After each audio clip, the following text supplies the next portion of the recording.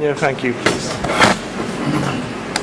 Thank you everyone to come to listening my presentation. Okay, I will present about the enhancement of mental health through fortune telling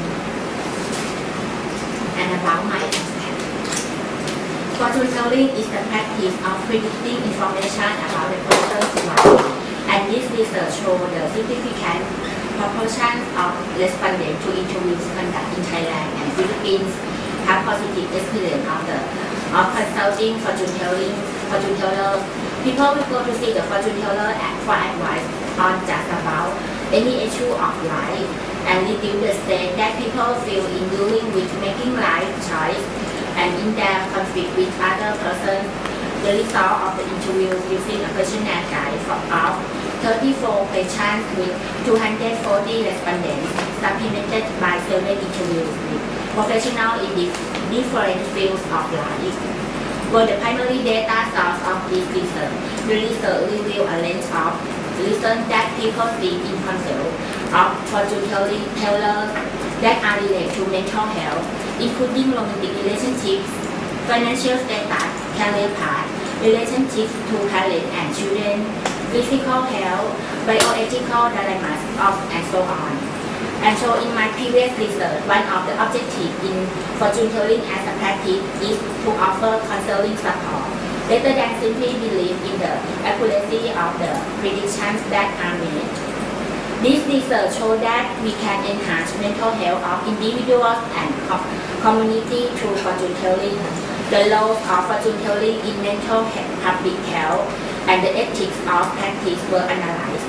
Although there was agreement that the government certification scheme for fortune tellers would be useful. There is also support being offered to people by amateur fortune tellers and friends. Whether the fortune tellers are amateur or professional, they must maintain ethical standards, including protecting the privacy of persons. There were position views of the role of science and technology in life, while 82% believe in karma and 47% believe in rebirth. Although 81% of Philippine respondents believe in karma, only 34% believe in rebirth. Compared to 74% believe in rebirth in Thailand, there is discussion of ethnic, social and religious reasons that are linked to the practice of the fortune telling in Thailand and the Philippines. There was similar belief and use of fortune telling by those with postgraduate degree as those without a university degree. The most commonly used type of fortune telling were palm reading, tarot card reading, and astrology or horoscope. Social media and internet were also used for fortune telling. And table of contents. Okay. For the chapter 1 introduction, my trajectory, I was born in family where my mother came from the rural area of Thailand. My grandmother is so religious that she still offers food to the monk every day and goes to the temple every Buddhist day. There are many religious and social norms in rural area of Thailand. My grandmother believed in fortune teller very much, and in rural areas some monks are fortune tellers that can predict people's life by using their birthday to calculate and using statistics. So it is like a fortune telling manual. Therefore, I thought that fortune telling was science. However, the way that my grandmother did is also flow to our life also. My dad was from a Chinese family that also has religious belief, and is another way of fortune telling. All things are in our environment that we get used to. My professional task support me to help people to fortune telling for mental health support. Since the time I was student at secondary school, I have used my talent card to help people in many cases that they were so happy and come back to consult with me. The same occurred many years later when I went to Academy to study. I think this is a good idea to make friends, build their trust and making them feel happy. So a lot of people came to ask me many questions like, What about their future life? How about their love? Should they change a job? When financial status will get better, how to solve the difficult situation that they face? 1.2 Motivation of the research. My trajectory lead me to the position that I have passion to do more research on enhancement of mental health through fortune telling. 2.3 Hypothesis.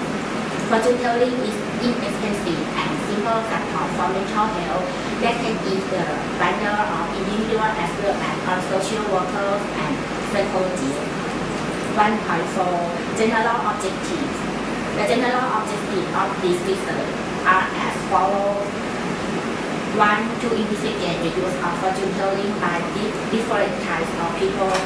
2. To examine if there are any issues with people prefer to seek advice from fortune tellers compared to psychologists for concrete cases. To examine if fortune telling works for their life. 4. To examine if fortune telling can be become an established medical treatment.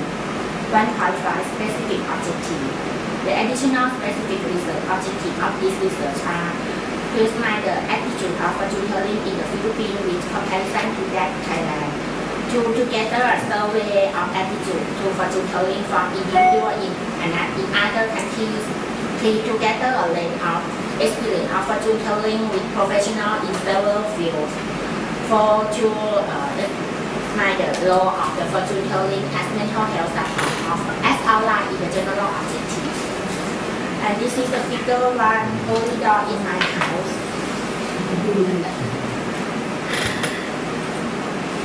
Chapter 2 Fortune telling. Fortune telling as a mental health support. Fortune telling is the practice of predicting information about the person's life.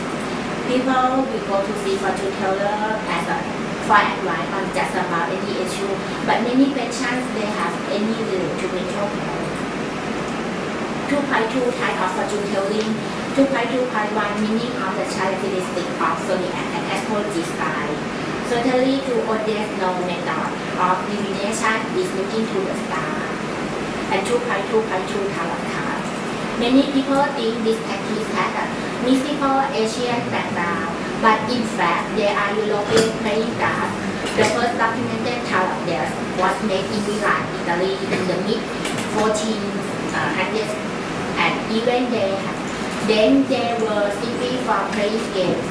The divination aspect, however, didn't enter into practice until the 1780s, and clever marketing cemented the mystical divining properties, just as the spiritualism movement swept through Europe in the mid of 1800s. In Thailand, fortune telling became popular 30 years ago and many were developed in Thailand. 2.2.3 Palm reading. More popularly called palmistry. Its origins are not well documented, but likely they date back to Hindu astrologers in India thousands of years ago, where it spread to China, the rest of Asia, and then Europe. However, in the Middle Ages, palmistry was suppressed by the Catholic Church until the loss in popularity in the mid-1800s again. In the web of interest generate from the spiritualism movement.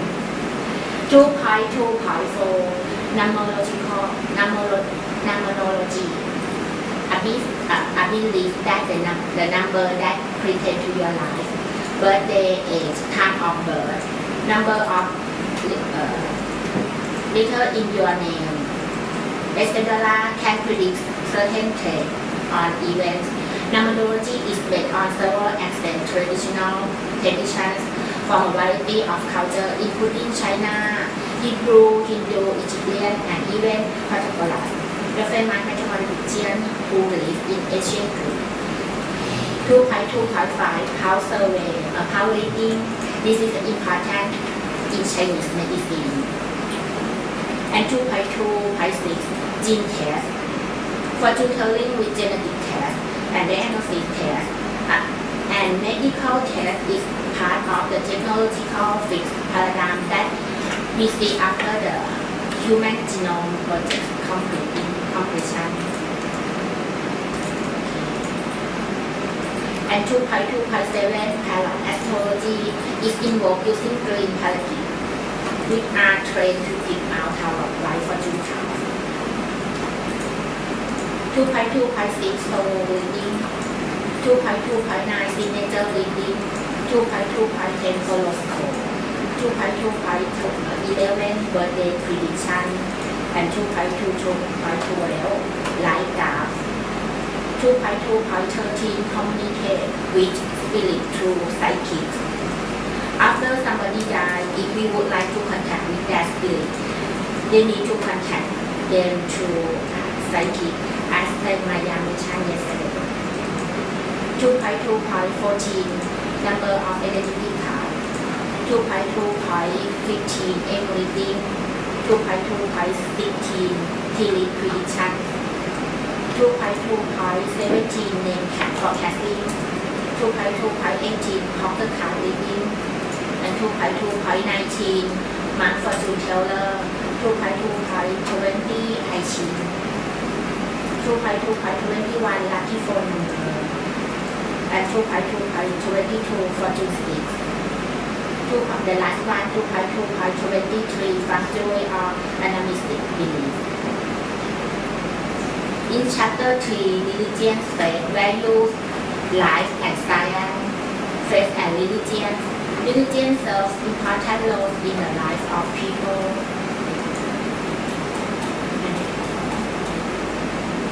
T.T. Karma and rebirth. Why we born in this world? Why we are human? We know the past life. Karma is a word that almost everyone has heard of, but few people know the true meaning of. In my 2015 interviews, 97% of respondents believe in karma.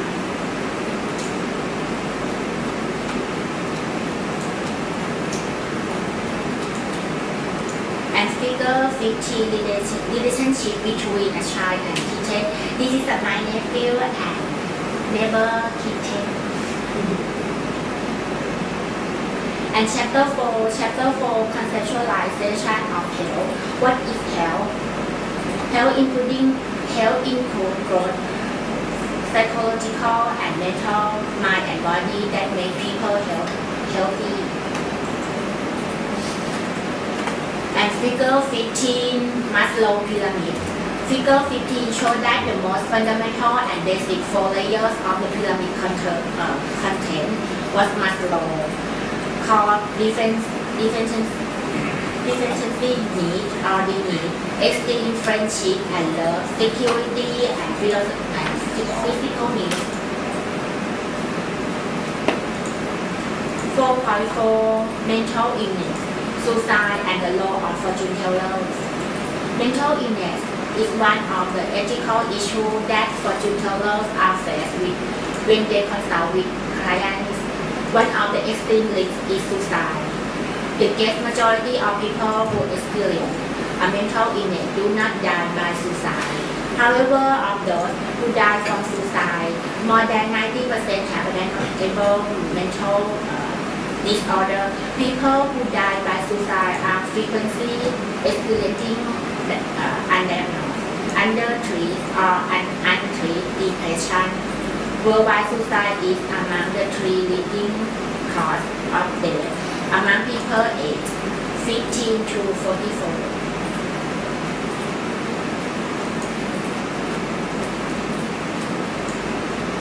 Chapter 5 Survey methodology and results. Research question.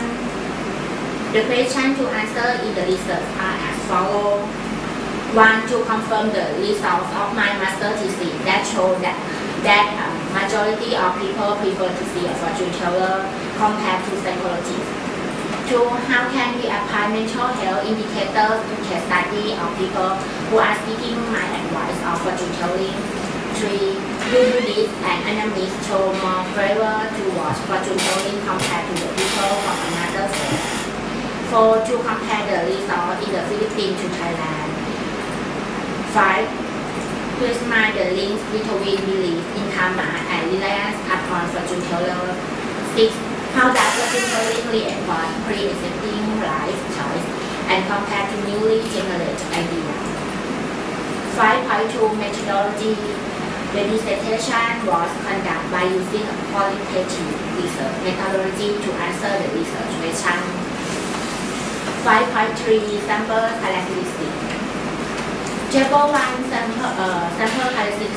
47% were male and 50% were female. Table 3 nationality of respondents. 27% in Thailand and 62% Philippines. Table 4 living area. 64% of respondents in rural and 23%. 64% in urban and 23% in rural.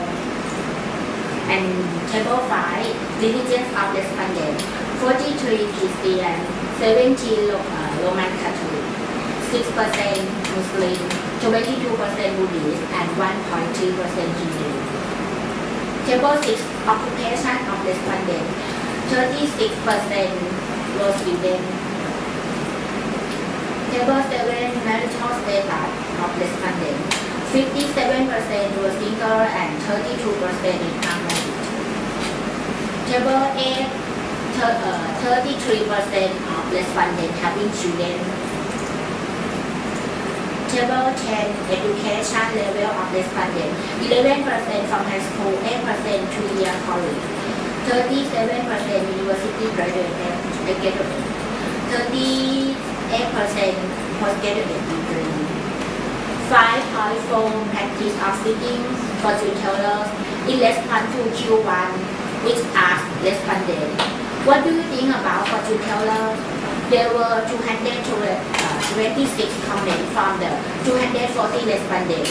A total of the 190 people, about 83% indicated that they were interested in fortune telling and think that fortune teller can be a guide of life. The reasons were placed into category by keyword, and the result of the frequency of keywords are present in table 11.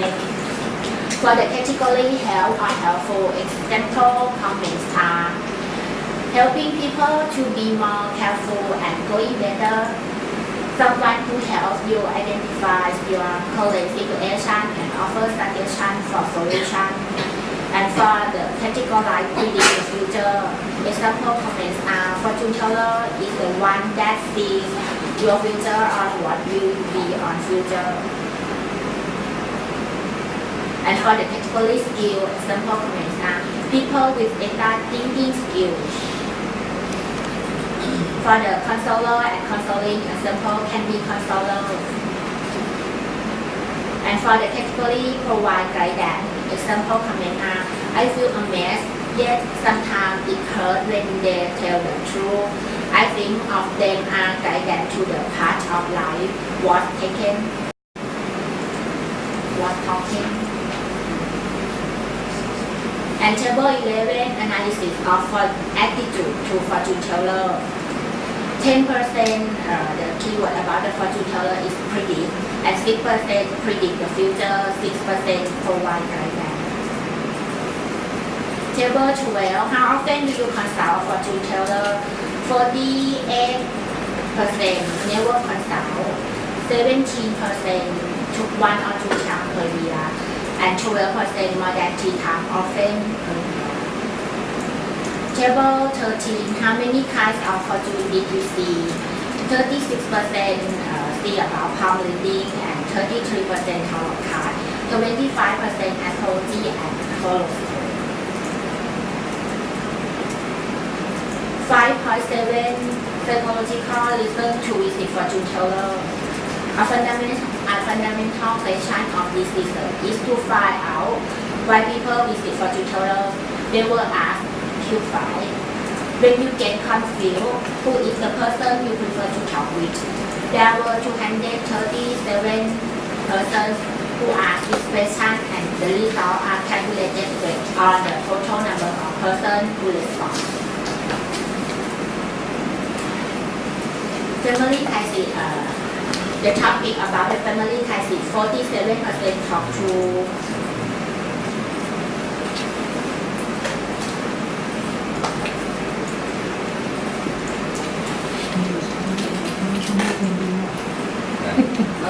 47% talk to parents and about the financial status.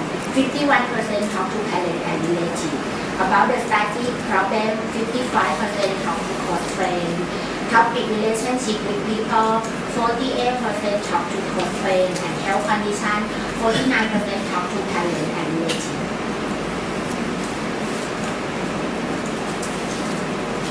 Table 16 use fortune teller to predict about physical health.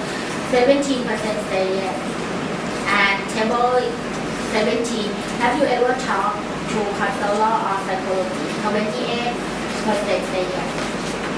And table 18, who is easier to talk with, a fortune teller or psychologist? 25% say fortune teller is easier, and 36% say psychologist is better.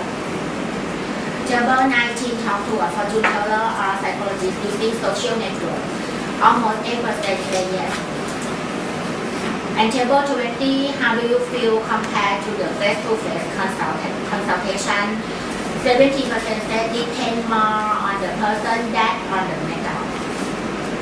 Table 21, opinion of science and technology of respondent. 11% say more harm, 21% say more good, and 39% say is the same. Table 22, do you think fortune telling should be covered by government funding for mental health support? 28% said yes and 63% said no. Table 23, have you heard about professional certification of fortune teller? 13% said yes.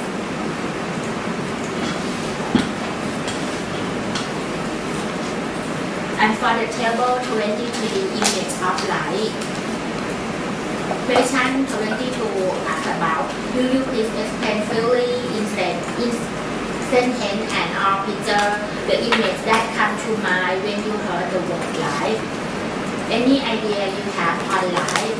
This is and 15% think about God or spiritual. 9% think about natural and 18% think about science, definition, 10% animal and 9% family and friends.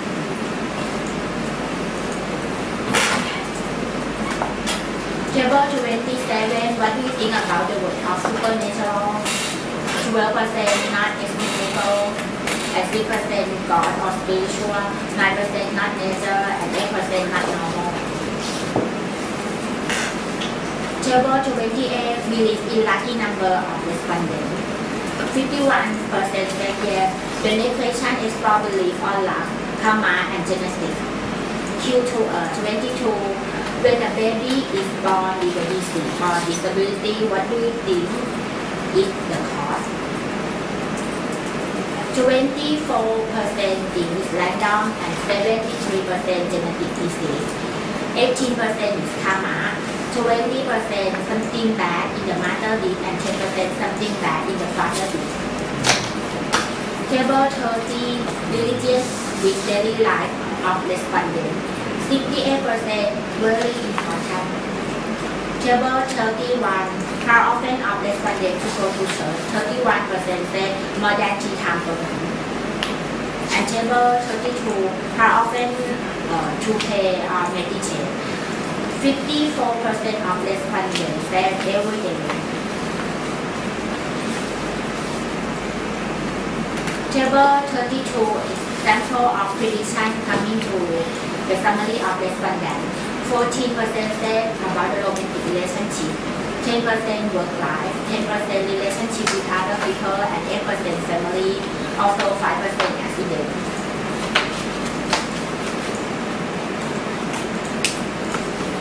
In chapter 6, result of interview with people in different careers.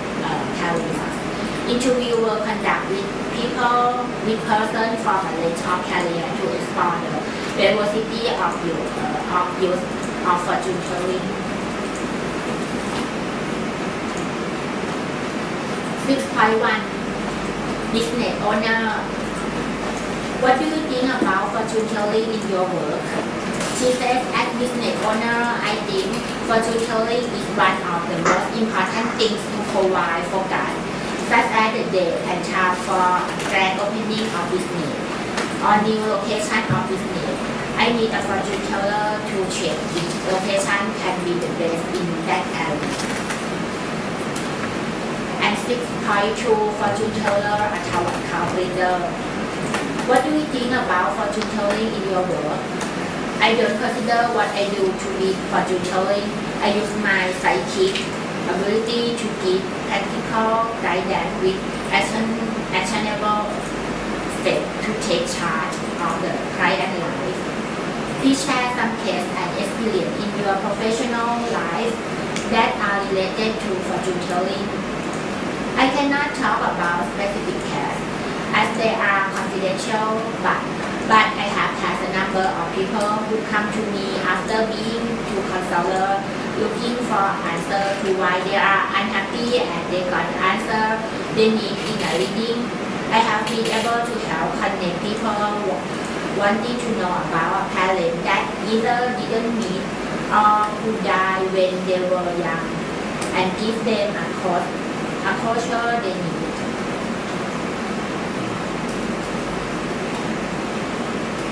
And chapter 7 discussion 7.1 sample. The sample of 240 respondents to the questionnaire on fortune telling was a convenient sample to explore the diversity of views of persons living in different countries.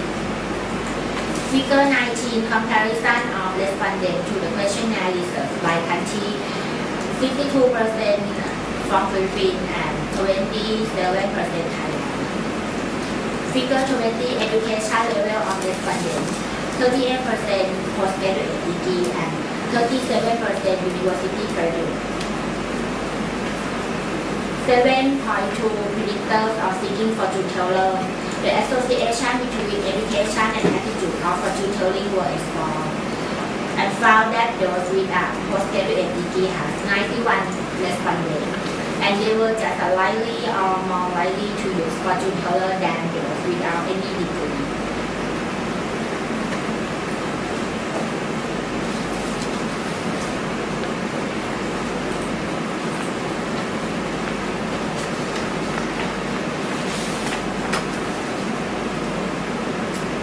And this one, figure 42, tarot card with Filipino student. Chapter 8, Conclusion and Recommendation. Conclusion. The process of the research provides many comments as presented in the thesis. One of the comments seems to reflect on my role and in the way people think of fortune teller. The main religions of sample group are Christianity and Buddhism. More are living in the urban area than rural area, and there were more students than government employees. 8.2 recommendation. One, fortune telling is being used as a traditional mental health service in both Thailand and the Philippines, and the scope of its use need to the further research in order to develop the field as the profession. 2. A quality assurance system and certification should be developed to develop the professional of fortune telling and to ensure ethical conduct. 3. The person who offers fortune telling should maintain strict ethical and professional standards to work for the beneficial of client and maintain the ethics or non-beneficent efficiency, including maintaining confidential security. For further study in other countries will be useful to confirm the result of this research. We focus on the Philippines and Thailand. 5. There should be greater public awareness of the actual practice of fortune telling and disconstruction of some community mind and fantasias of what fortune telling actually can be.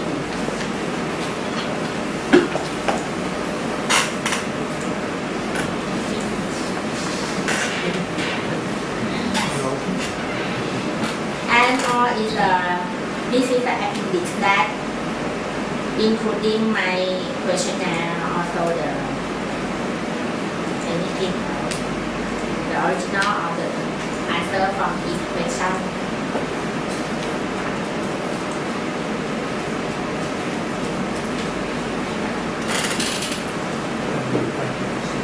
Thank you everyone for listening.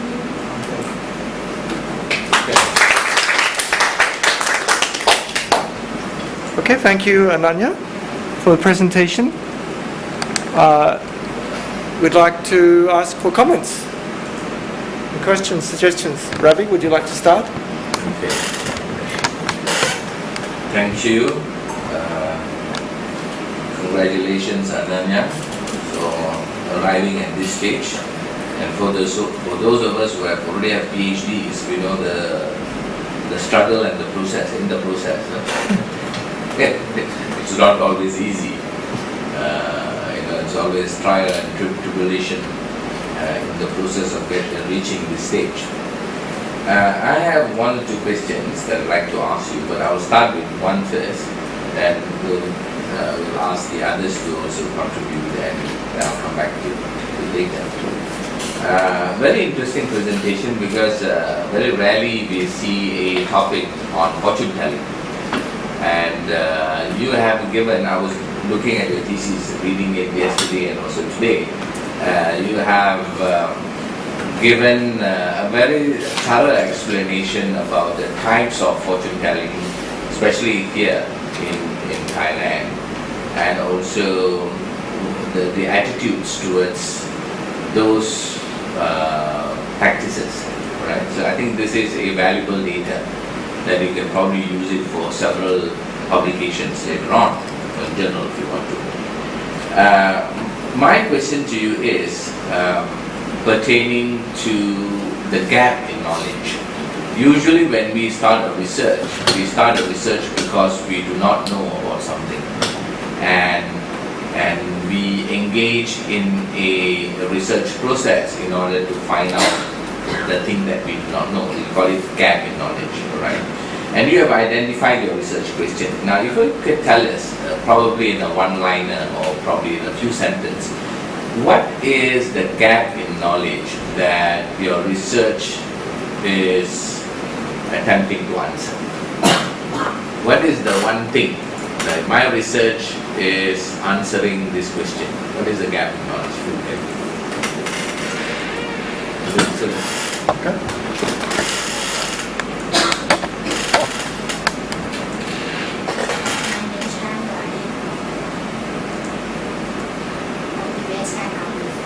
Okay. I think for my research, maybe that is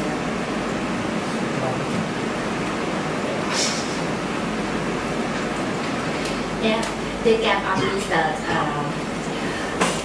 As my mentioned, my motivation, my trajectory, just I interest in fortune telling, but maybe it's not spread out around the world. That is my passion. I want to help people, and the gap is that I want to know. I would like to know about the fortune telling and from another country. That's why I get information from another country. And also in the future, I think I will expand my research to the different countries, like across the world and the world. The gap that before I study this topic is like I'm curious about what other people around the world think about the fortune telling, or how much that they use the fortune telling, and what the purpose of them to use the fortune telling. And then So that part of knowledge is not available, so therefore you are making. And I also see that you are making a comparative analysis, right, within Thai and also. So if you could probably somewhere in your first chapter have a subtitle on problem statement. At the moment, I don't think you have a research question, but just in that problem statement, you can just 4 or 5 sentences, just to tell us what is the trajectory of your research, all right? And that will make us clear, right, while we are reading further. Okay, I will talk at that first. Thank you. Thank you, Professor.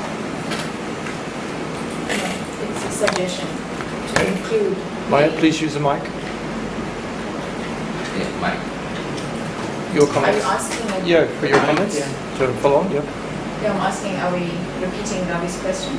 No, you're asking your own questions. I want to start it, it's fine. Okay. Your All right, from comments my and questions. side, Yeah. thank you, Ananya, for a very good presentation and very interesting research. I think I have a few, maybe we can write it down and then we answer them all together. I just want to understand the different conceptualizations of fortune telling. How do people understand fortune telling? The second one, fortune telling has become a big industry worldwide. It brings a lot of money for people. So I want to know from you, what have you identified to be the key challenges due to this commercialization of the practice? Okay. The next one, can you identify some of the common themes across the different types of fortune telling? You know, you gave us a nice list, as Ravi has explained, nice list of all the different fortune telling methods that, and you gave us a background into each. But can you identify themes that bring certain ones together and separate certain ones? And then the last question,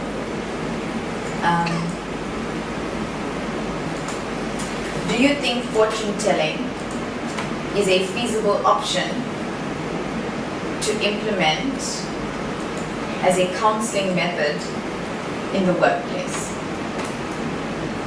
And I think maybe you can bring in the age groups, the religious backgrounds of people in the workplace, the different cultural groups that you'll find in the workplace. Is it a feasible option? Thank you, my final subject. So questions? 3 to answer. These are all questions. She's taking all questions. Go. So what's the first one? No, she's taking all the questions down. Okay. You got more? She's taking all. No, you got 3 from you. No, she suggests. No, these are questions too. So These are questions. So first is, what's the key challenge of commercialization of fortune telling? Did you have any responses about the business nature of fortune telling? Do people think it's a business? Could show us.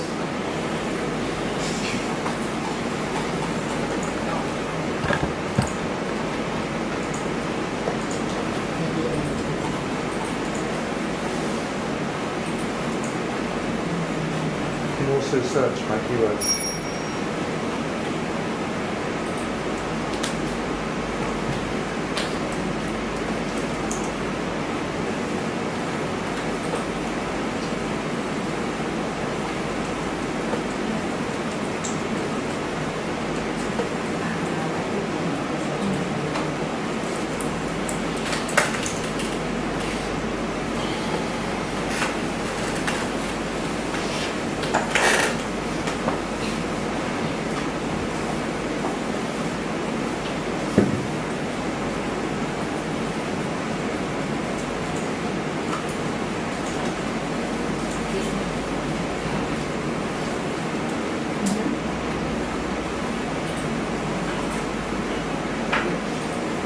Okay, so explain orally. because as you mentioned, Ananya, some good thing, the fortune telling is like a business or commercial or just a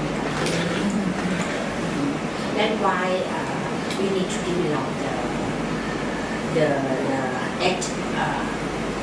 moral or ethical of the fortune teller to have the standard or to be professional, not only just a fake one. Because I think fortune teller can tell people much about the suicide, about the mental health support, or about the mental condition as the mentioned. This one is the first question. also can identify it. Common themes in the list. You have 25 examples, so maybe that's more a suggestion, but are there common themes?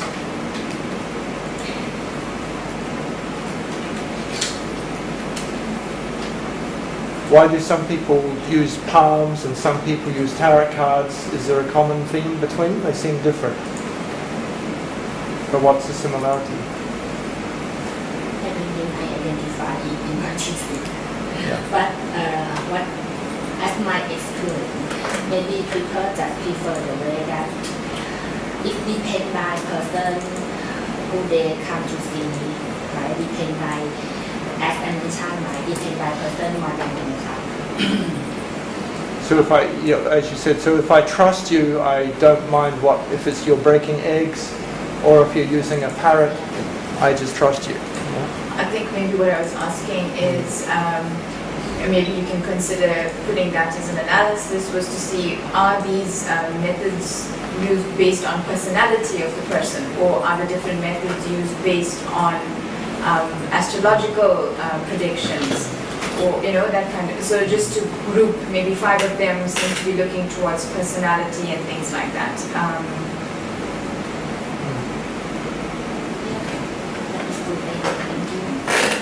So are they based on the personality of the user, the Yes. client, Yeah. or what you were saying is based on the personality of the trust relationship? So it's which is a good question to explore. And the third question?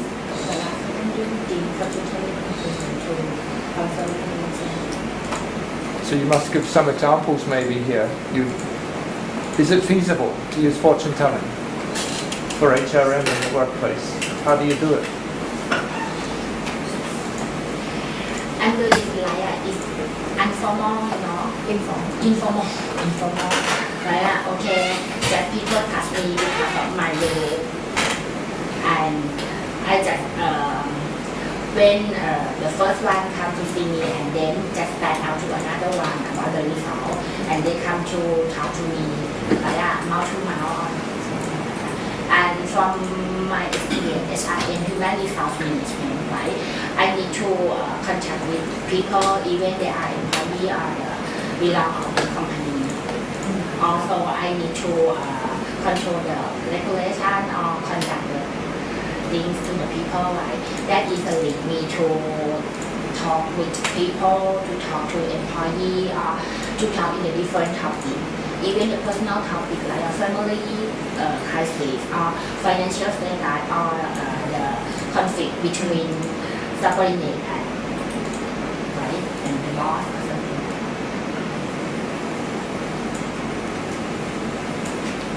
So if these two are having a dispute, the boss and the associate, how would you help them? Would you informally say, well, would you like to see your palm about your personality type? Is that how you do it? Yeah, because I can do in many ways, right? If they prefer to do the palm reading, okay, I suggest to do palm reading. Also, the tarot card or the numerology or the birthday prediction. Because I think this is that I told you, right? It's like science is like scientific, because everything is the result, right? The manual, everything comes from the science, right? Come from the history of the people who think something like that. That is and I think the main thing that I think, right, that is objective when the boss and subordinate, it means we should help them to get along well with each other or work well together. This is the objective on my mind. And then I think we have the black magic and white magic to let the people know, like to lead the people. And when I use the tools that I told you, right, many tools that I use to help them. Okay, the way that they should implement or develop, I let them know, right, to get a good solution. And the one that to avoid, just let them avoid. I think it depends by the character of the fortune teller, right, to help people. That is the main thing that people will come back again, you know, right? Because if we talk only the negative side, I don't think people will appreciate. And the positive side should help, can help people more than the bad one. Okay. So did you ever, if you found that in the workplace that somebody is incompatible to work with another person because of the fortunes, did you recommend that they move to a different department? If talk about for a card, I just suggest by card, you know. If they ask about should I move to another company or change a job, and the card related to that way, I just leave the card.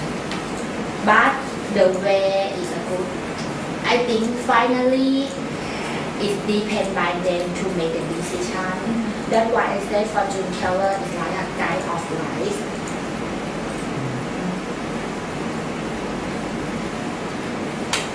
More questions? Hassan also had some. Hassan, go ahead. Thank you very much. Nice presentation. A little bit I was outside, so I did not follow all the presentation anyway. You here maybe at a conceptual framework. What study will demand, what is variable input or output. You can add a conceptual framework. This study is like this. Okay. And I see your presentation is quantitative part. Is there any qualitative issues you did focus group discussion or in-depth interview? Is there any you did?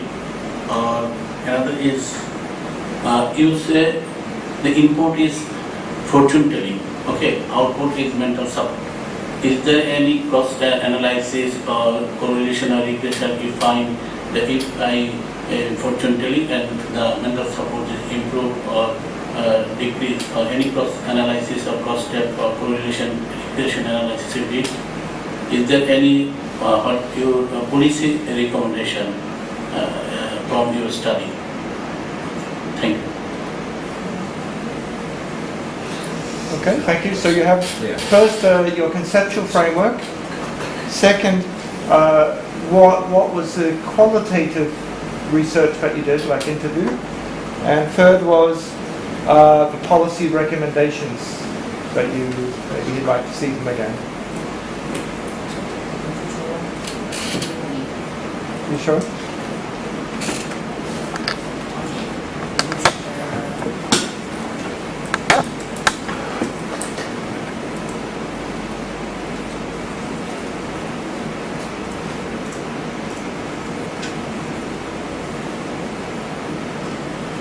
So the interviews.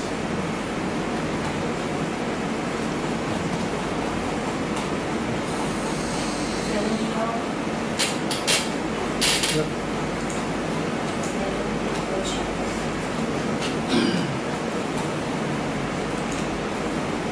So the summary of the interviews you have in the chat.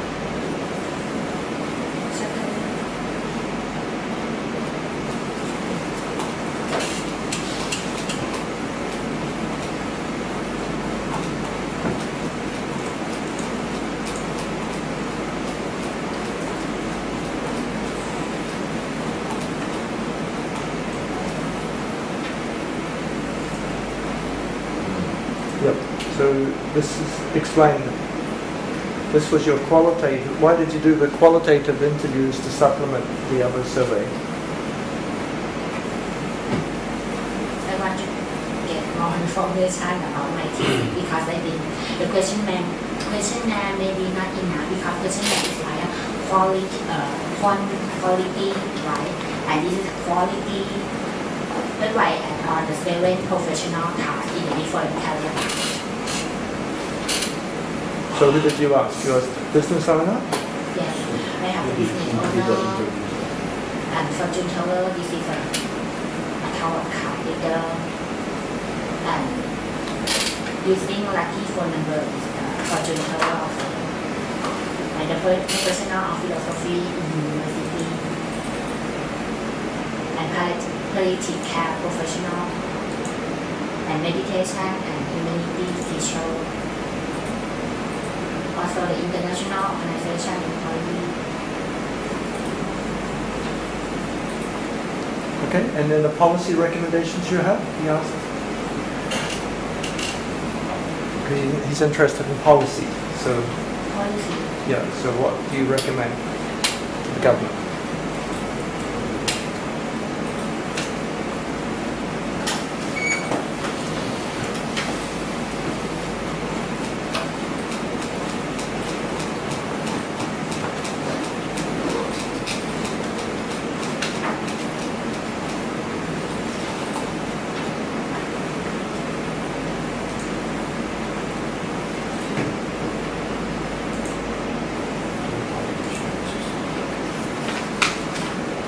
Quality assurance.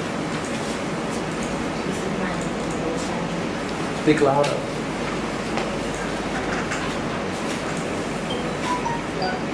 This is my recommendation, right? You ask about the policy, maybe related to quality assurance. But in my recommendation, quality assurance system and certification should be developed in the future. Yeah. As a professional for tutoring and to ensure the ethical conduct. This is my concern I think should be developed in the future. Okay, Hassan, you had some questions, and then Marlon? Before that, Hassan, Ravi? just a second. The recommendations, my suggestion to you is to add more meat into that. More meat meaning you lengthen it and be a bit more substantive, provide substantive discussion on your recommendations. Because right now you're listing it, but I think you need to give us in a more substantive manner. This is your recommendation. Where's your findings? You have given the recommendation, but if you look at page 82, you have given the summary of each chapter, right? Right? You have given the summary of what chapter 5 did, chapter 6 did. Rather than doing it in that way, my suggestion to you is you can, of course, in each of the chapters you have findings, right? Findings of your research. You can probably realign it in such a way that you can have a subsection on findings of this research. Then you can extract whatever you have mentioned in your analysis chapters and put it there and show us this is the finding of this research, number one. Number two, and how this research, is there an emerging pattern that comes from this research? Alright, and that when we read your final chapter, then it will be more impactful in that sense, you know, because you already have your problem statement, your research questions and things of the sort, and now you are relating. And also, you also have a hypothesis at the beginning of your, right? Discuss your hypothesis, whether your hypothesis is correct or not correct, or 100% correct, 20% correct, whatever it is. I think you need to strengthen the final chapter a bit, but I think that's okay. Okay. Hassan, you have comments? Yeah, okay, thank you very much. I mean, first of all, I must say, commend you the choice of the topic. Say, it's very good because I'm saying that from our own perspective in the sense that we are trying in our center, which is dealing with indigenous knowledge systems, to introduce how we can use indigenous knowledge systems in mental health, and what selection of the topic is quite relevant. But there were a number of issues, which I think could strengthen the work, and perhaps we can start by them. First of all is the background issues. I comment in each of them. I'm just giving you first of all the issues. There are background issues. There are also structural issues. Some of them will be touched by colleagues there. There are also conceptual issues. I later go into each of them. We have also issues on methodological issues. And then the way you presented and also discussed your findings and also recommendations. Let me start with the background issues.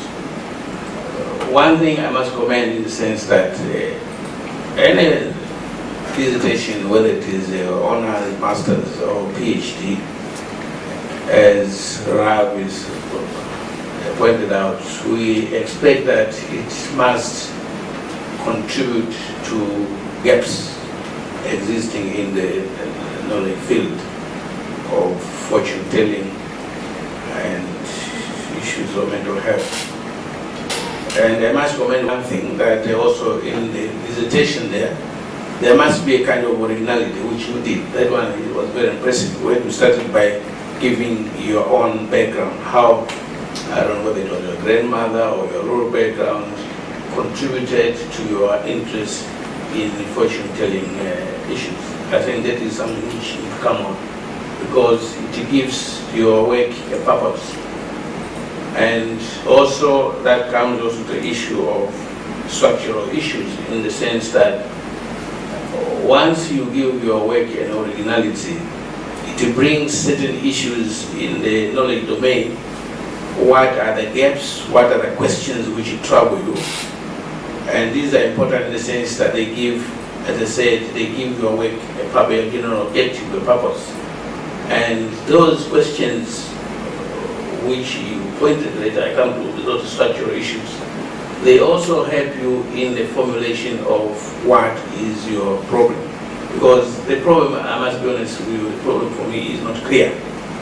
It's not clear because conceptually, I don't see what is the difference between a fortune teller and a psychologist. You need to tell us conceptually and functionally what makes the function of a fortune teller different from a psychologist. Why do people go to, there was apparently, no, it's not here, it was in Nepal. Why people go to traditional healers and they don't prefer going to conventional medicine, because there are reasons for that. So conceptually, what is the difference between a fortune teller and a psychologist? That must need to come on clear. And also, as I said, those things can only come clearly if your research questions are clear and if your objectives are clear. And most of, I mean, you've done a lot of work. Most of the issues are there. It's just a matter of how you package them. And another important aspect is what a colleague asked about the conceptual issues. You need to have a section on conceptual framework. And there must be a flow, your background, your research questions, your justification, your objectives. They must be related to your research problem, which, as I said, needs to be clear. What is the problem? What differentiates, and how does fortune telling contribute or help in mental health? Because I don't see how, if I come to you as a fortune teller, it does not necessarily mean that I am mentally sick, unless you define clearly. I mean, what is, those are conceptual issues now. Define what is meant by mental, what do you call that, mental what? What's the topic there? Mental health. What is the relationship? I don't mean you should make inferential what study, it's not an inferential study, but you must show why mental, if I come to you, then not necessarily that I'm mentally sick, unless your definition of mentally sick or mental health is clear. Sure. When you look at holistic, if you what health is all about, for also meant psychologically, not health, it means I'm sick when you look at holistic. But those things need to come out clearly in a way, which is there, but they need to be packaged properly. And also you gave us a nice historical background of fortune telling, looking at different cultures, whatever. That it should be part of your literature review and part of your conceptual framework. But as I was telling some students in Nepal, citing Ravi says this, Derek says this, doesn't tell me anything in a PhD. You must also have your own position on that line. How do you differ? I mean, with what Ravi say, what I say, whatever. In other words, you bring your own position, not just repeating what other people have said. That one you need also to bring in there. And when it comes to question of methodological issues, you must also be clear. And that's why I say the issue of conceptual framework is very important, in the sense that the conceptual framework, when it is very clear, tied properly to your research questions, because you need to answer them. That's why he was telling that where is your section on your findings, where is the section where you discuss your findings. They're all there. I mean, if you look at your work the way it is, it's only that, as I said, you need to package your work, because there are too many things put in it. There are so many things, but they are not structured properly.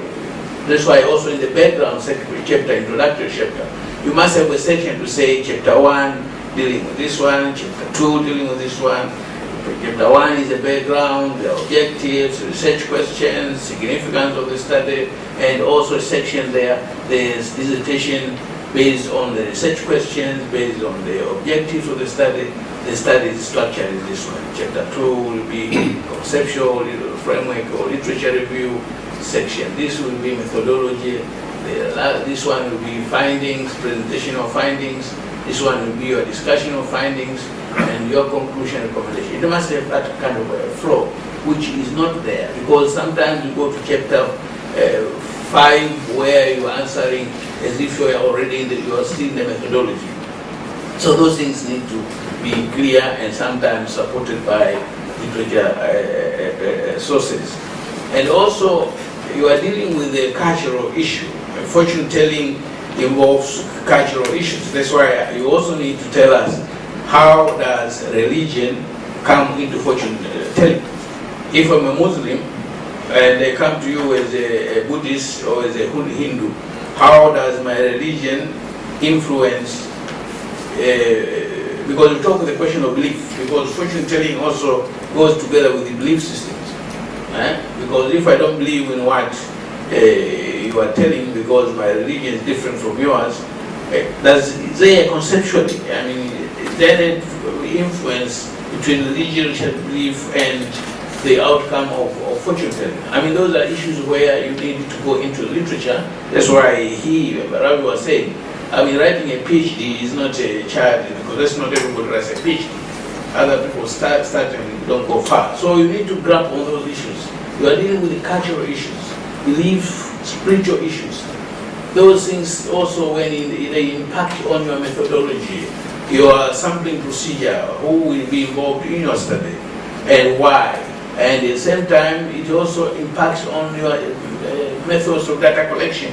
What instruments are you going to use to ensure that you answer your research questions? And that brings the point now on the question of whether your study is purely quantitative, which doesn't work in a cultural study when it involves spiritual issues. So that's why you need a kind of a triangulation. You need a mixed methods. Who is going to be involved in a structured interview? Who will be involved in interviews, in-depth interviews? Sometimes you need also to have focus group discussions. You also need observations. You are a practitioner yourself. Some of the things are based on your experience. There's the observation of your, whether you call them patients or your clients, whatever. So you need a kind of a triangulation to cross-reference sources of information. I was telling some of the presenters in Nepal that if you come to my office as a director of the center, I give you an official version. But if I meet you in a pub, I say, those things I was telling you in the office, man. You see what? So you need to have different methods to cross-reference the sources of information. At the same time now, when you finish your methodological issues, including ethical issues, because also there are ethical implications, in the sense that you are dealing with other people's psyche, emotional issues, whatever.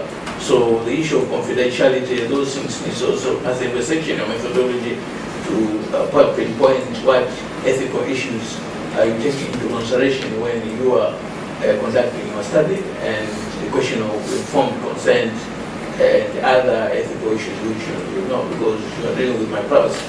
So those things need to come out properly. And also another important aspect is the way you present your data. I mean, the way the data is presented, there are too many things put together. Some of them are supposed to be the research questions, are in the methodology, in the presentation, which are supposed to be somewhere in the background to guide your specific objectives, to guide your conceptual framework, to guide the rationality of the justification. So you need to present also properly. And in the presentation there, you ensure that the sections in your presentation of your findings go hand in hand with your research questions, with the objectives, because you are now answering them. And then you must have a section where you're discussing all the findings. You can put those things together, right? But those things must be clear, structured from the beginning. But you find that in the way the work is now, you have the information there, but it's not clearly put there. And then when you come now to your conclusion and your recommendation, your conclusion must be kind of based on kind of summarizing the major outcomes of your work, of your findings. And then those will help you now in your recommendations, in terms of policy implications, in terms of gaps, identifying further gaps in research for other people, perhaps yourself, what further research needs to be done to these important issues. I think those are some of the issues.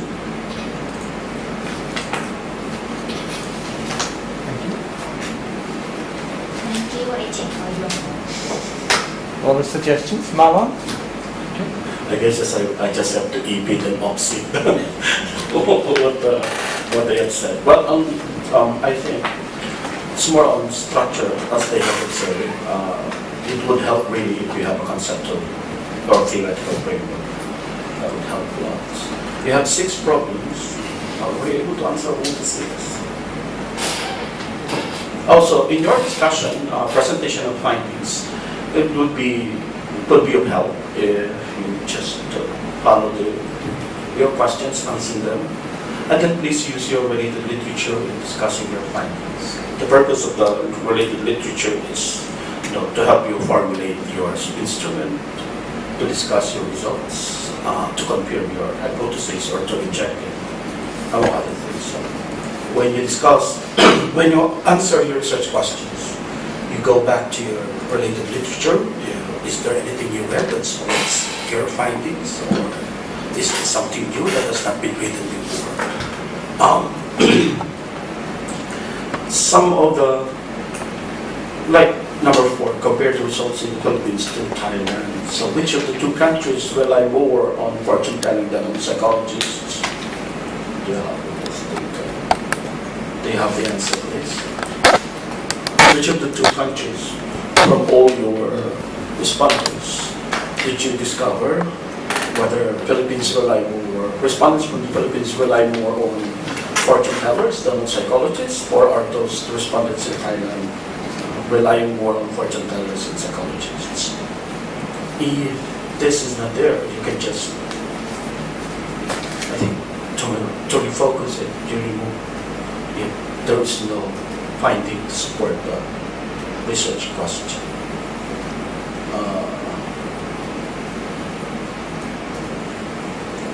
Because this will, at least to refocus. And then, and the second would be,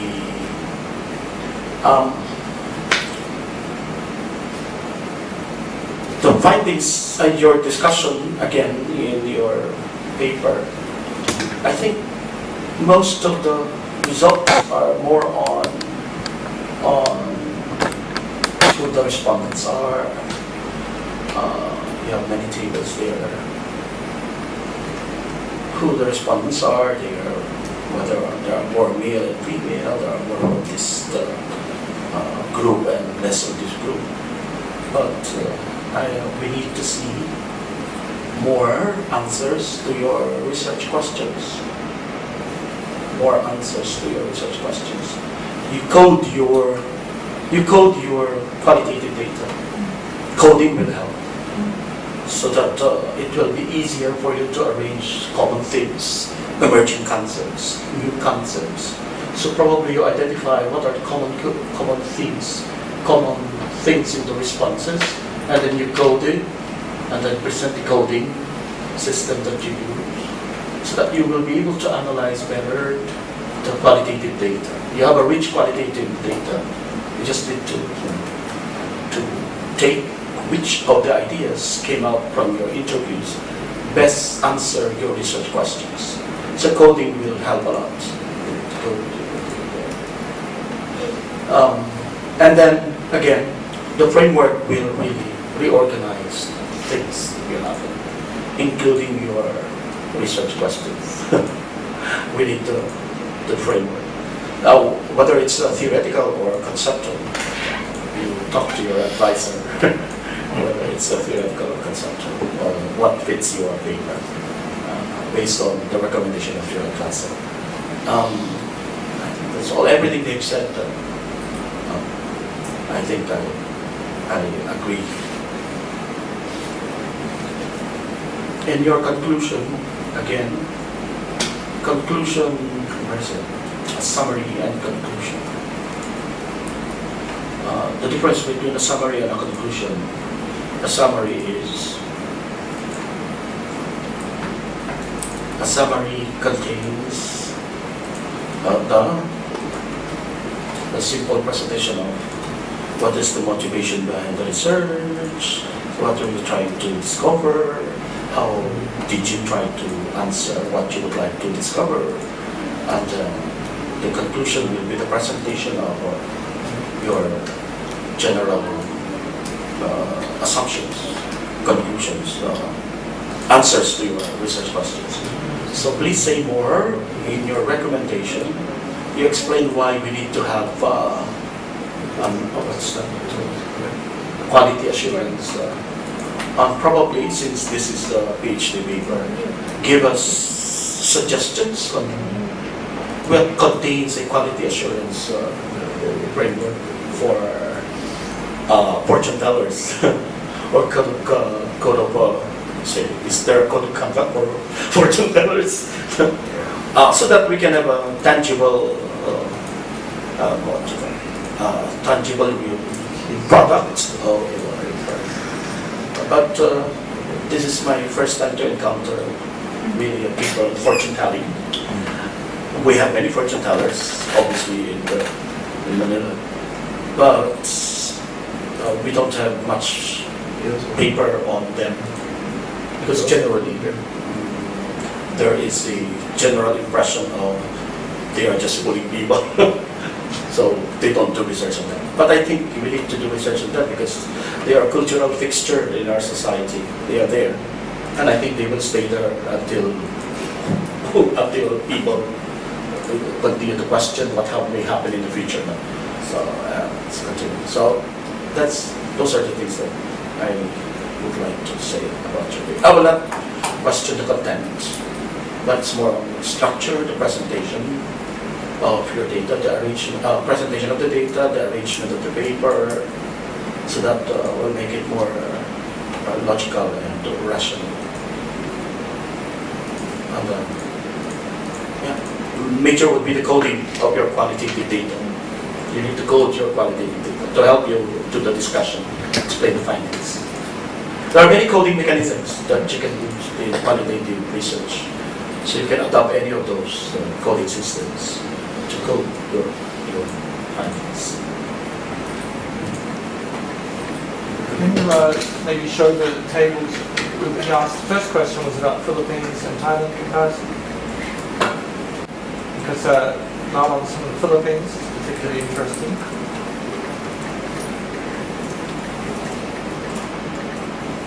One of the tables.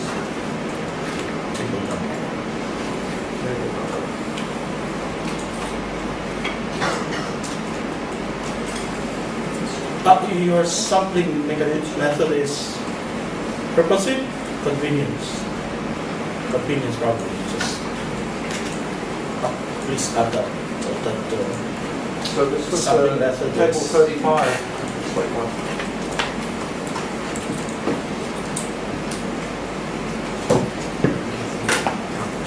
table 35. 35? Yeah.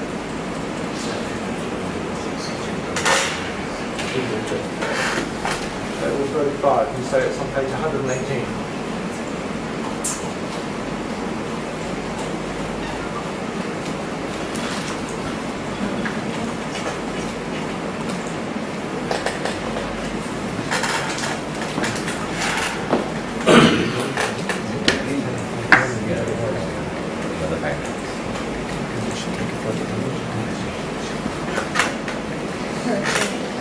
Table 118. Page 118. Page 118. Yeah, I see. Table 35, comparison of selected questions and comparisons into consensus between Thailand and the Philippines. Did you ask them if they rely more on fortune tellers than on psychologists? Yes. I think that was a separate question, Mark. So I think what you're saying is to maybe bring all of that together to answer the same area. You know, in terms of Philippines and Thailand and comparison, Pages on the bottom left. did they rely, who is more? So just to dwell on one. Yes, table 35. That's that one. Can you explain the table? Answers the first question. Okay. The answer that comparison of selected question among the person of different race between Thailand and Philippines. For the question 6, 7, 9, question 6, have you ever seen fortune teller derived from the male and female in Thailand and Philippines? For the female in Philippines, 18% said yes. They used to see the fortune teller.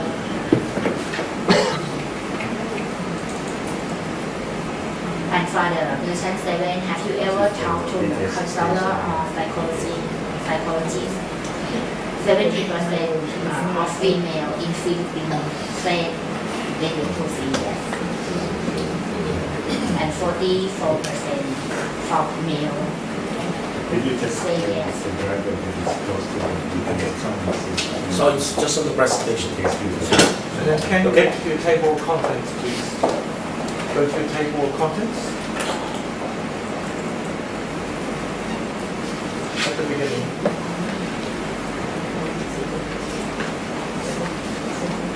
Above. So what your suggestions have been, go back, table of contents.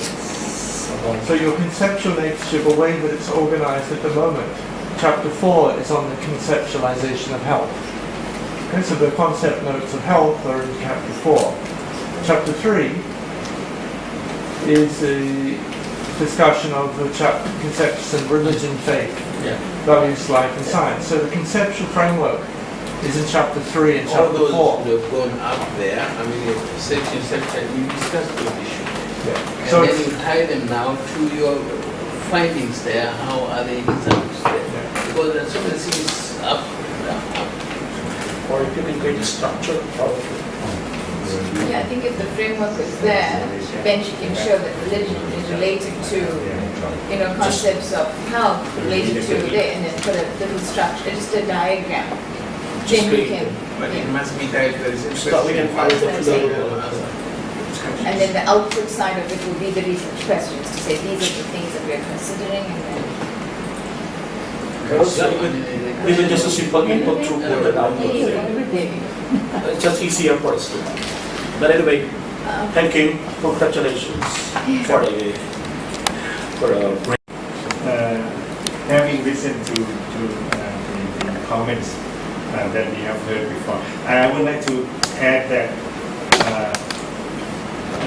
you have done some interesting job in the sense that most of the data I think are original in the sense that you ask the questions that kind of go into the significance of the belief system and the practice of the people that for Thai people kind of central to their lives in a way. And of course, the presentation, the organization, and especially the analysis of the data can be improved. But I think this does not detract from the point of the thesis that we would like to understand fortune telling as a sociological phenomenon. We would like to understand the meaning behind the practice of,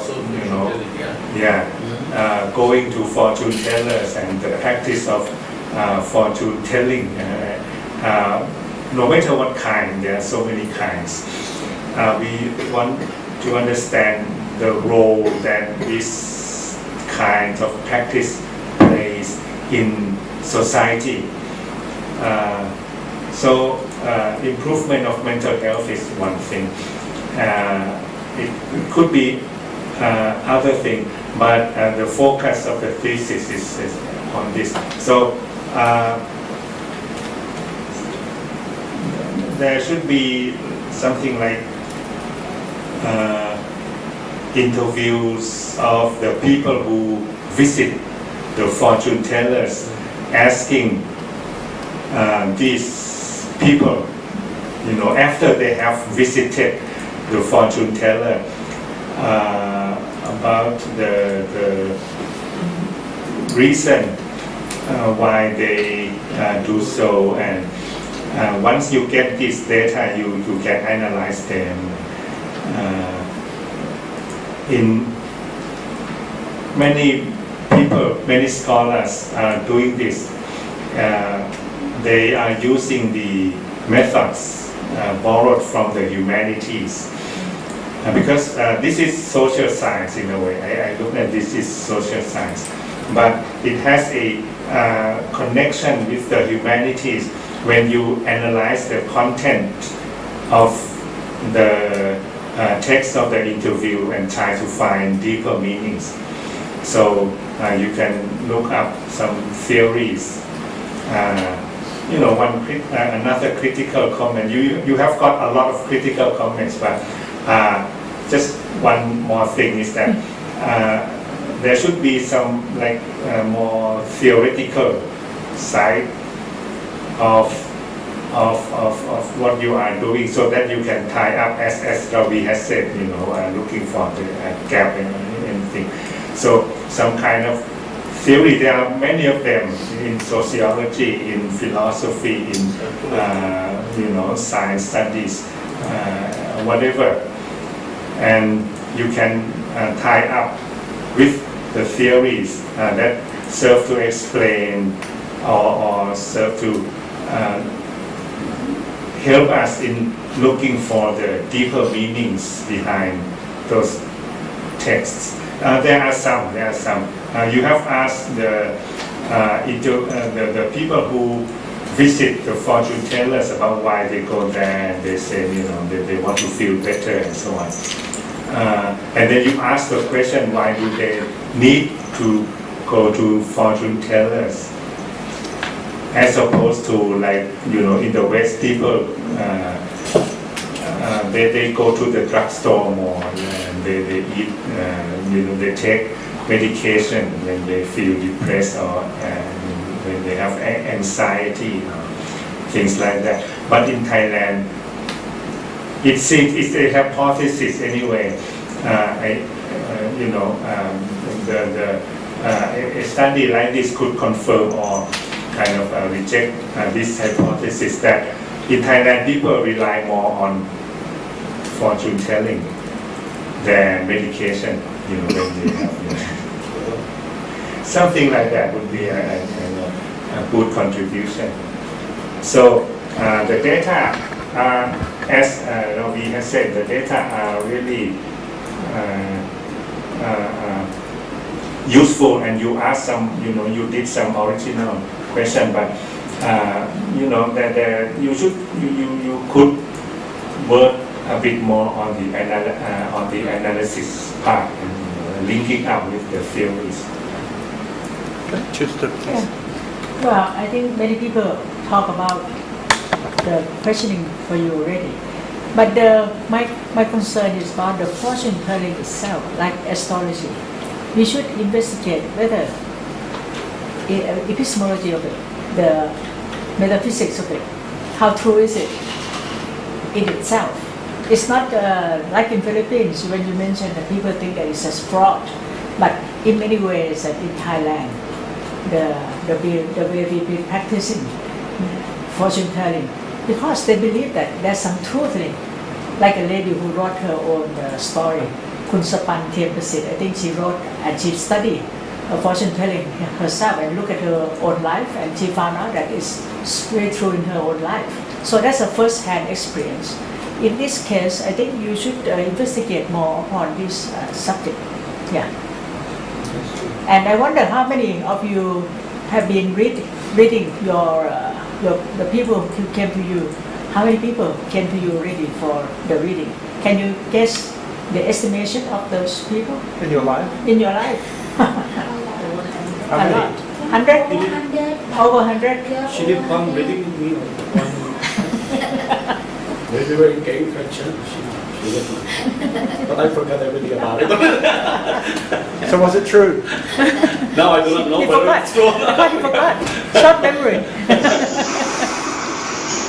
I think more than 500 is compared as when I was young until now, you know.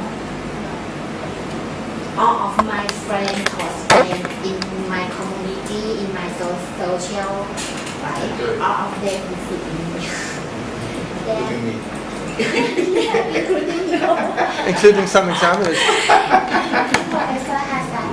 I think everyone, yeah, right? Everyone here except Neil, Pinina, and Kumudi.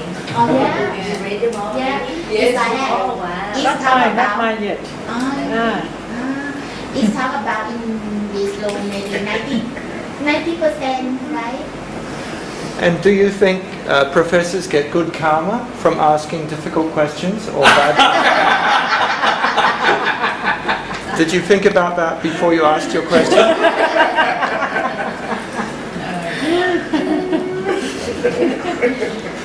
Thank you. Yeah. Every comment and question. Yeah. They get good karma from encouraging you? Yeah. Encouraging and discouraging. You ask a tough question, but you still get a good karma. I know. Do you have any comments or questions? Thank you. Please, we have more. Yes, please, Yamin and Kiki. Congratulations, Ananya. Your name? I have just some questions about the sample size weighting between the Philippines and Thailand. I didn't hear about the sample size weighting and Have it in your paper. No, she has it, but it's not been properly explained. I also know what that's about.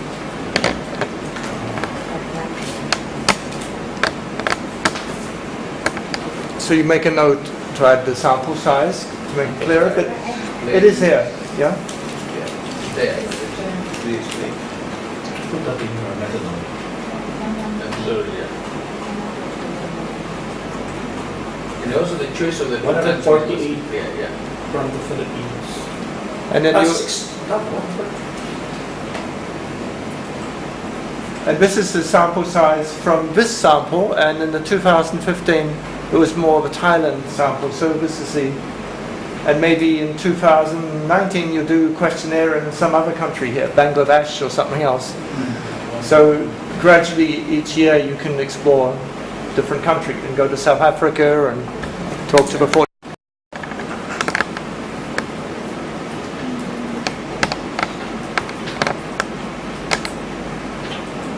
Yes, just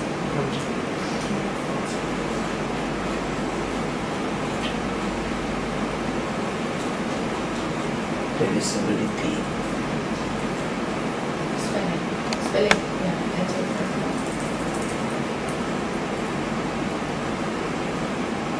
Yeah. Living karma and saying karma. Okay.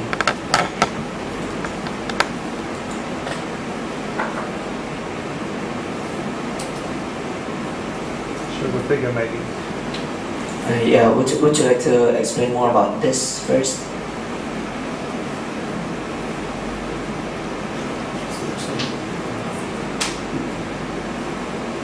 50% they think because of genetic disease. Oh, so people in Thailand and Philippines believe more than that. Oh, yeah, okay. I just want to make sure about that.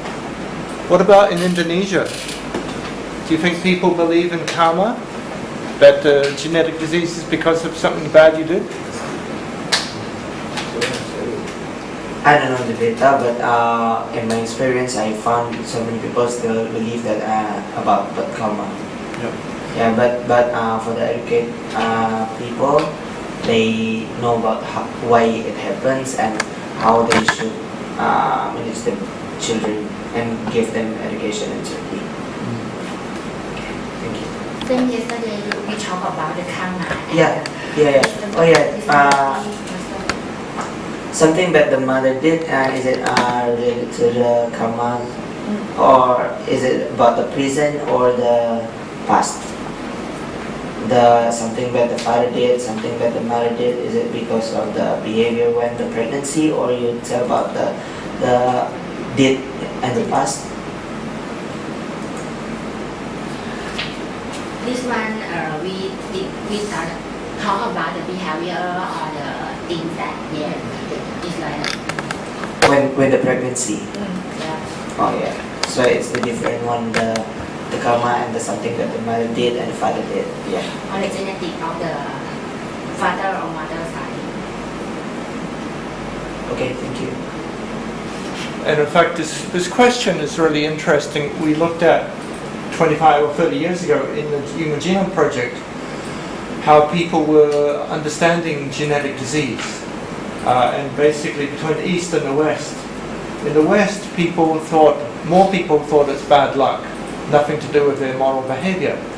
But in the East, it's often the moral behavior. And interestingly also, this figure, as you saw, twice as many people think it's the fault of a mother compared to the fault of a father. And the same is true in Japan, that usually the woman is blamed rather than the man. So there's a sexist, and I think that's also, this was confirmed here as well. So people are blaming the mother rather than the father. And scientifically, it's interesting because many genetic disease, like hemophilia, for example, 1/3 of new cases are spontaneous. And if it's something that's a very serious genetic disease, then children normally can't be born. So you only have the genetic disease because it's spontaneous. So why is it happening? So we thought it may be bad luck. But now as we understand more about epigenetics, that the environment affects our DNA and gene, we actually understand the truth that for some of these cases it's actually related to bad karma. You smoked, you took drugs, you took alcohol, you also may be destined to live in a polluted environment that may not be your fault.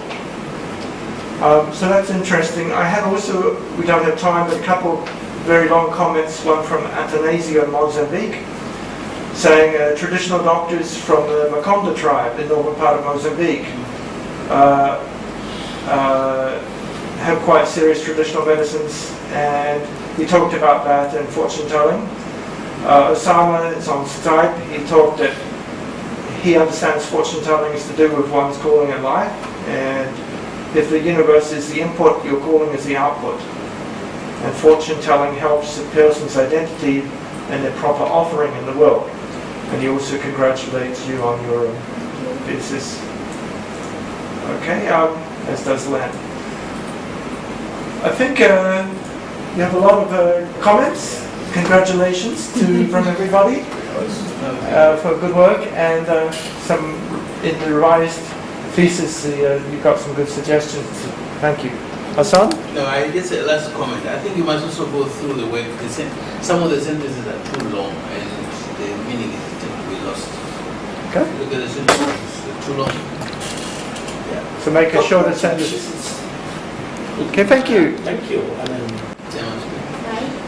Because of I just open mind for the people, any suggestion that they give. I think it's relevant for my teaching. limitation, maybe I cannot, some questionnaire when I send to the people by email, I didn't get it back. And also I cannot see all people like face to face to get the information. That is I think that is my limitation. Also, I think another thing, she said most people in Thailand believe in that thing. I mean, Thailand is a big country. Oh, Thailand is a big country, so you couldn't go through the whole country. So you concentrated on a particular one, either a group of people or a particular area, because you can't generalize saying Thailand people believe in how many people in Thailand? And the Philippines as well. Yeah, the same. So that could also, it's a limitation in the sense that most of the sample size stuff, that's why even you're sampling, and especially, and that brings another issue. When you talk, we take these non-random sampling procedures, it's very difficult to generalize because you said you use a convenience sampling procedure, which is also a problem. It's also a limitation because you either took somebody who is available, it's also another problem. It sounds penalistic. So as long as the sampling procedure is non-random sampling, where not every person in Thailand had an opportunity to participate, you can't, it's a limitation on its own. So this question is very valid. Thank you very much. Thank you, everyone. Okay, thank you. Use this for our mental health, but we use meditation for the mental health.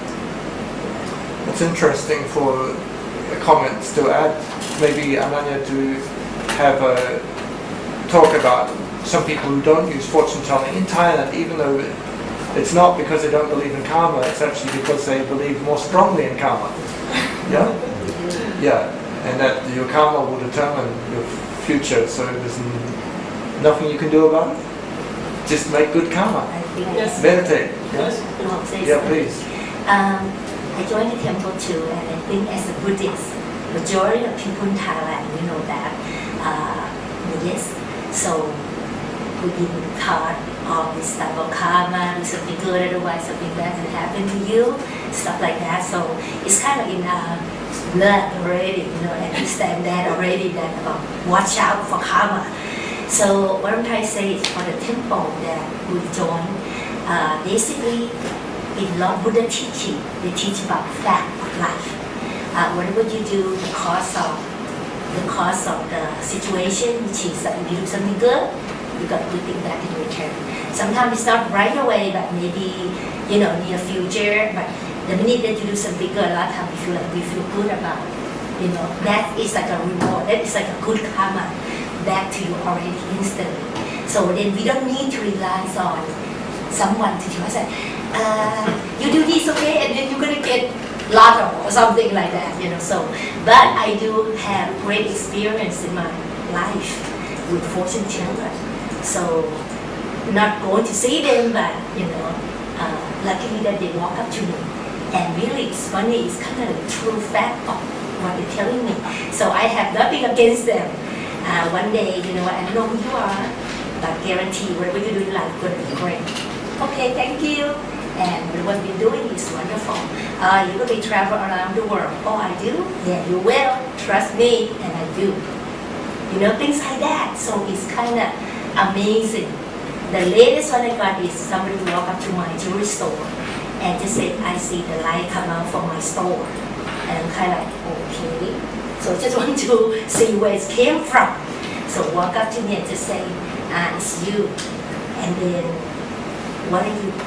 I just want to let you know, you have some big vision in your life. Whatever you dream of is going to happen. So it's tough. It's very hard. But you're going to get it. I go, oh, thank you. And everybody asks me, what is your goal? So I said, world peace. That's it. So it's amazing. Yeah, so I kind of believe in what you're doing, but I look at it as like for entertaining and for just positive thinking. Yeah. And if something bad, I look at it like, okay, be cautious about what's going to happen. That's it. Yeah, but I don't take very serious about it. I believe in just your own action and you do good thing. One more thing for myself that I believe in this theory of the fortune teller, but why I not use for myself? Because mindset is very important. If you have a mindset that will have something happen to you, and if it's not good, because maybe your past life you do something bad, and it's will predict you in the future. But I believe that we can change it. We can change the future, start from today. So if we have a mindset, someone they cannot have, if they know, so worry about the future, it's too much worry.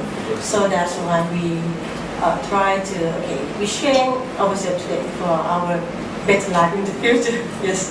Yes, I agree.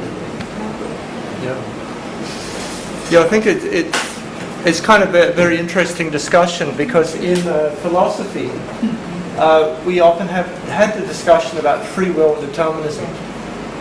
So if you know, as my father always said, if I knew the place I'm going to die, I would never go there.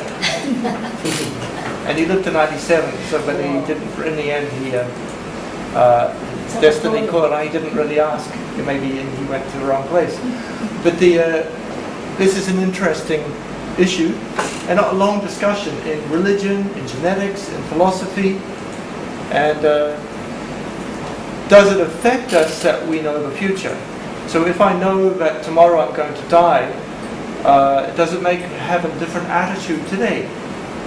And that's why, for example, in Ananya's interviews with palliative care specialists, the fact that when people do know that they are in their critical stages, you might think, why would they need fortune telling? But actually they still may want to know and ask and reflect on questions. And this will link, I think, also to the question you're going to talk about universal goodness, 5, and other practices. And later today, Tayabe will talk about memories and its linkages. So all these things are integrated to the way that we act. But now we have privilege to listen to Professor Tritipthum on spiritual sustainability. Thank you for, and she always likes the challenges of the titles I give her. Thank you. Well, it is my hobby to believe in various suggestions. In fact, it's a main theme for me always to have to work on this kind of topic. So, spiritual sustainability, what is it? So in my comments and my understanding, at least my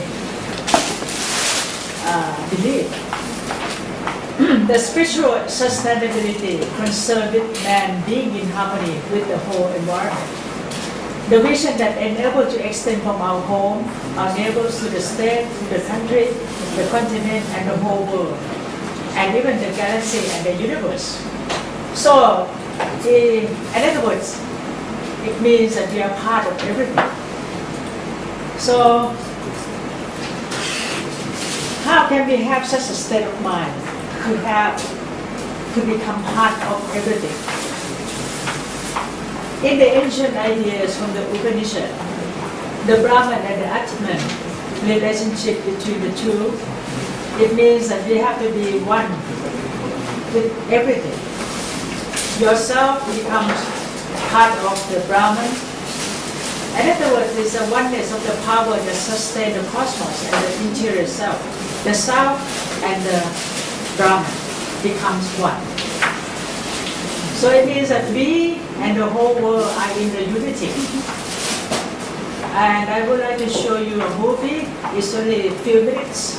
Is that possible, Dario? Yes. Power of 10, which has, can I show it from here? How do I do it? How do you do it? Yeah, would you please help? This is a very short theme of Charles and Ray Ames' creation, which is about 50 years ago in the States, and it gives a very good conclusion between ourselves and the universe, and the Atman and the Brahman. PowerPoint. Is it linked? Is this one linked? No. I'm not sure. It's on YouTube, isn't it? Yeah. Okay, let me find it. And after this short movie comes out, many people try to imitate. I think what Charles and Ray Ames did. You try on the iPhone.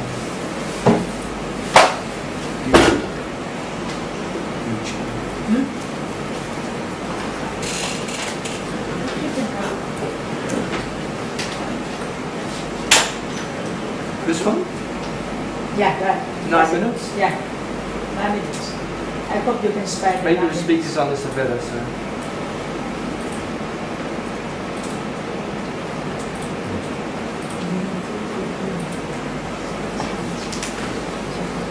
No, PowerPoint.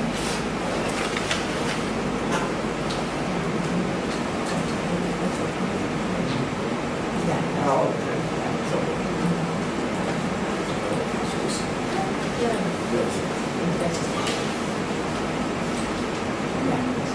Yeah. 1977. 1927.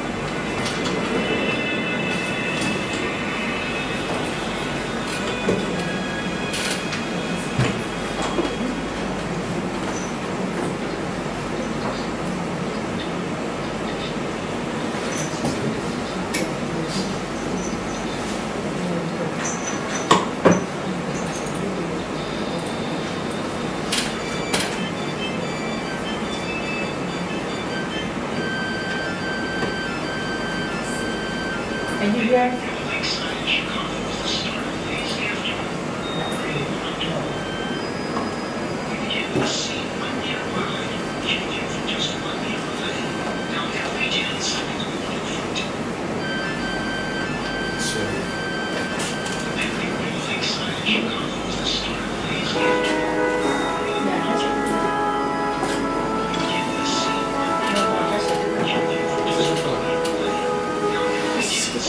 Okay, that's it. Good.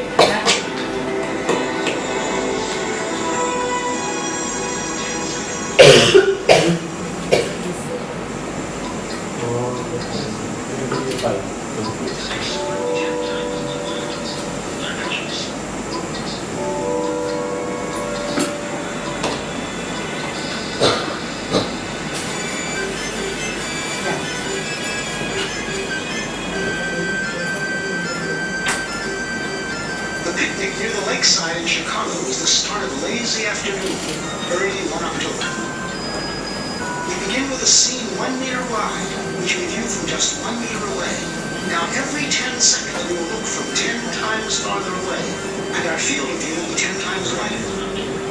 This square is 10 meters wide, and in 10 seconds the next square will be 10 times as wide. Our picture will center on the figures, even after they've been lost to sight. 100 meters wide. The distance a man can run in 10 seconds. Cars crowd the highway. Powerboats lie at their docks. Colorful bleachers are soldiers' field. This square is a kilometer wide, 1,000 meters. The distance a racing car can travel in 10 seconds. We see the great city on the lake shore. 10 to the 4th meters, 10 kilometers. The distance a supersonic airplane can travel in 10 seconds. We see first the rounded end of Lake Michigan, then the whole Great Lake, 10 to the 5th meters. The distance an orbiting satellite covers in 10 seconds.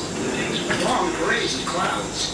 The day's weather in the Middle West. 10 to the 6th, the one with 6 zeros, 1 million meters. Soon the Earth will show as a solid sphere. We are able to see the whole Earth now, just over a minute along the journey. The Earth diminishes into a distance, but those background stars are so much farther away. They do not yet appear to move. A line extends at the true speed of light. In 1 second, it half crosses the tilted orbit of the moon.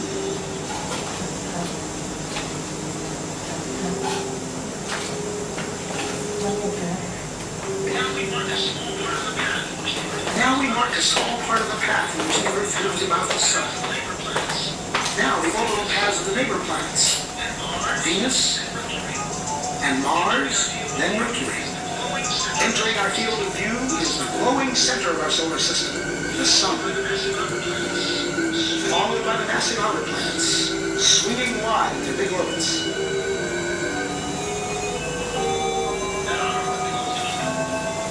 That orbit belongs to Pluto. A fringe of a myriad comets too faint to see completes the solar system.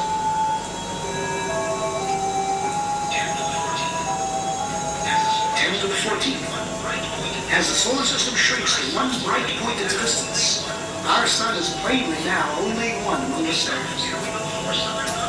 Looking back from here, we note 4 southern constellations, still much as they appear from the far side of the Earth. This square is 10 to the 16th meters, 1 light year, not yet out to the next star. Our last 10-second step took us 10 light years further. The next will be 100. Our perspective changes so much in each step now that even the background stars will appear to converge. At last we pass the bright star Arcturus and some stars of the Dipper. Normal but quite unfamiliar stars and clouds of gas surround us as we traverse the Milky Way galaxy. Giant steps carry us into the outskirts of the galaxy. Giant steps carry us into the outskirts of the galaxy. And as we pull away, we begin to see the great flat spiral facing us. The time path we chose to leave Chicago has brought us out of the galaxy along a course nearly perpendicular to its disk.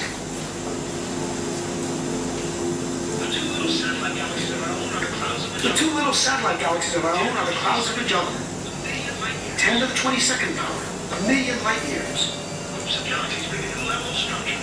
Groups of galaxies bring a new level of structure to the scene. Gloating points are no longer single stars. The whole galaxies of stars seen as one. We pass the big Virgo cluster of galaxies among many others. 100 million light years out. As we approach the limit of our vision, we pause to start back home.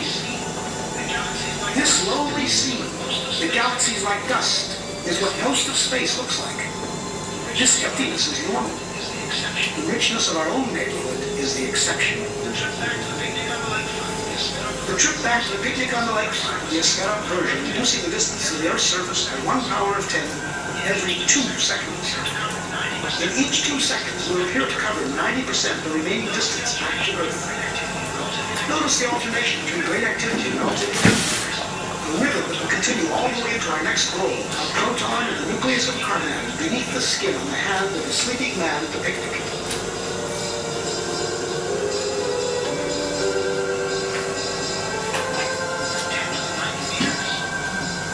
To the 9th meters, 10 to the 8th, 7, 6, 5, 4, 3, 2, 1.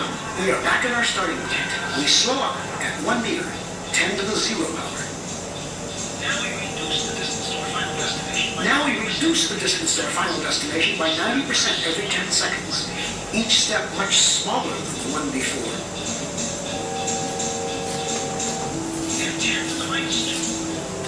At 10 to the minus 2, 1/100th of a meter, 1 centimeter, we approach the surface of the hand.